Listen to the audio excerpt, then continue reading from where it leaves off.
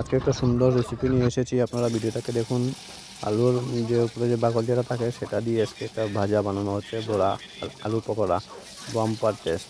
সেটা দেখুন আপনারা, এই যে ভাজা হচ্ছে আলুর উপরে বাকলটা দিয়ে, এই যে পেঁয়াজ সব পেঁয়াজ সব কিছু দিয়ে এটা বানানো হচ্ছে। এই যে ছোটো ছোটো করে বানানো হচ্ছে, খেতে বড় দারুণ টেস্ট।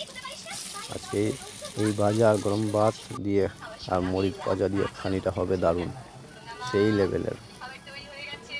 এই যে ভাজা লালটি কালার হচ্ছে।